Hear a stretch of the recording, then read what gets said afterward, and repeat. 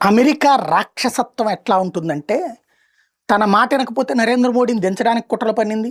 ప్రాణాలు తీయడానికి కూడా కుట్రలు పన్నింది. మొన్న పుతిన్ ఆపినటువంటి సందర్భం గురించి విన్నాం. సరే, అది భవిష్యత్తులో చరిత్రలో చెప్తారు. భవిష్యత్తులో రాసే చరిత్రలో. అది పక్కన పెడితే, మోడీని అస్థిరపరచడానికి ఎన్ని కుట్రలు చేస్తున్నాడు ట్రంప్? ఎన్ని చేశారు ఇంతకుముందే ఆల్రెడీ? రైతుల ఉద్యమం పేరు దగ్గర నుంచి ఖలిస్తానీలను ప్రోత్సహించడం దాకా ఎన్ని దుర్మార్గాలు చేసుకొచ్చారు. బట్ మనది విశాలమైన దేశం, ఎత్తుకు పై ఎత్తులేసే మోడీ ఉన్నాడు కాబట్టి సరిపోయింది.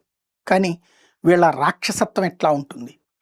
పనామా అధ్యక్షుడిని వాళ్ళ దేశంలో ఇంటర్నల్ ఇష్యూస్ని బేస్ చేసేసుకుని మీ దగ్గర ప్రజాస్వామ్యం సక్రమంగా లేదని పట్టుకొచ్చి నిర్బంధించి 83 ఏళ్ల వయసు దాకా జైల్లో పెట్టి ఆ జైల్లోనే బ్రెయిన్ ట్యూమర్తో చచ్చిపోయేటట్టు చేసింది అమెరికా. అసలు వీడికి ఏంటి సంబంధం?